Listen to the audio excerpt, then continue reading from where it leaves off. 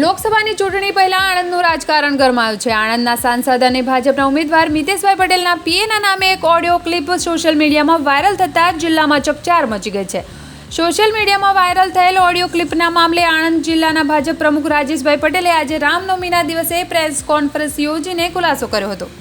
રામનવમીના પવિત્ર દિવસે દુઃખ સાથે ખુલાસો કરતા રાજેશ પટેલે કહ્યું હતું કે ઓડિયો ક્લિપમાં સમાજની સમરસતા તોડાય તેવું જધન્ય કૃત્ય કરાયું છે। જો કે આ તત્વનો ઈરાદો શું છે તે જાણી શકાયું નથી, પરંતુ જૂઠી વાતો સોશિયલ મીડિયામાં ફેલાવનાર તત્વો સામે સખતમાં સખત પગલાં ભરીને કાયદેસરની કાર્યવાહી હાથ ધરાશે। તેમણે વધુમાં ઉમેર્યું હતું કે લોકશાહીમાં વાણી સ્વતંત્રતાનો અધિકાર સૌને છે, પરંતુ સ્વચ્છંદતાના નામે બીજાની ખોટી વાતો ફેલાવી તે સમાજની સમરસતાનું વાતાવરણ દોહડાય તે ક્યારેય ચલાવી લેવાશે નહીં। આ મામલે સાંસદના પીએ દ્વારા પોલીસ અને ગૃહ વિભાગમાં પણ રજૂઆત કરાઈ છે। અંતમાં રાજેશભાઈ પટેલે જિલ્લાના પ્રજાજનોને આવી કોઈ વાતોમાં ન આવવા અને શાંતિ રાખવા માટે અપીલ કરી હતી। પહેલી તો રામનવમીની શુભેચ્છાઓ। ભગવાન રામનું અવતરણ દૈવી શક્તિઓ ઉપર વિજય પ્રાપ્તિ અર્થે આસુરી શક્તિઓને નાશ માટે થયેલું એવા પવિત્ર દિવસે આપ સૌને બોલાવવાનું એક કારણ છે।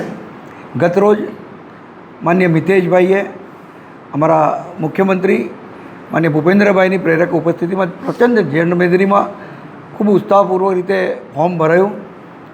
દિવસે દિવસે વ્યાપક જનસમર્થક તેઓ પ્રાપ્ત કરી રહ્યા છે, ત્યારે કેટલાક હિત શત્રુઓને ક્યાંક વાંક દેખાવોને એમના માર્ગમાં રોડા નાખવા માટે એક હીન કૃત્ય આચર્યું છે। ગઈકાલે અમારા ધ્યાનમાં આવ્યું કે એક ઓડિયો ક્લિપ સમાજની સમરસતા તોડવાનું કામ થાય એવી એક ક્લિપ ફરતી કરી છે મિતેશભાઈના પરિવારજનોના નામે। એ વાતને જિલ્લા ભાજપ પરિવાર અને સમગ્ર ભાજપ પરિવાર વતી અમે સખત શબ્દોમાં વખોડી કાઢીએ છીએ। આ સદંતર જૂઠી વાત છે।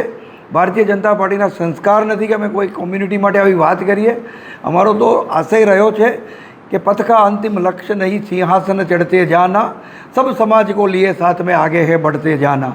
સત્તા અમારે માટે સેવાનું માધ્યમ છે, ત્યારે કોઈ કોમને અંદર લડાવી અને સત્તા મેળવવાનો કોઈ આશય ભારતીય જનતા પાર્ટીનો હોય જ નહીં।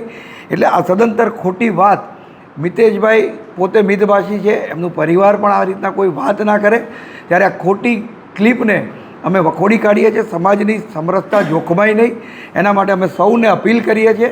આના માટે મિતેશભાઈના પરિવારજનો દર્શનભાઈ અને રોશનભાઈએ જાણવાજોગ ફરિયાદ પણ આપી છે, અને આપ સૌના માધ્યમથી અમે લોકોને વિનંતી કરીએ છીએ કે આવી કોઈ વાતમાં ના આવે, અને જે કોઈ લોકો આ તત્વો આવું કરતા હોય એમને અમારે ચોક્કસ સંદેશ આપવો છે કે આને અમે સ્પષ્ટ ચેતવણી રૂપે કહીએ છીએ કે આવનારા દિવસોમાં આવી કોઈ વિડીયો ઓડિયો ક્લિપ આવશે તો એની સામે સખત કાર્યવાહી કાયદેસર કરવામાં આવશે।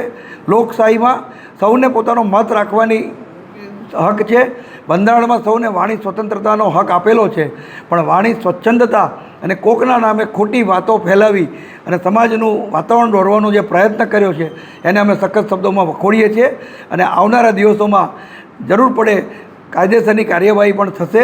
આના માટે પણ જાણવાજોગ ફરિયાદ આપેલી છે અને પોલીસ તપાસ કરી રહી છે। એટલે જેણે કંઈ આ વહેતું કર્યું છે એને સમાજની સમરસતા દોરવાનું હીન કૃત્ય કર્યું છે એ બદલ એને સજાને પાત્ર બનશે।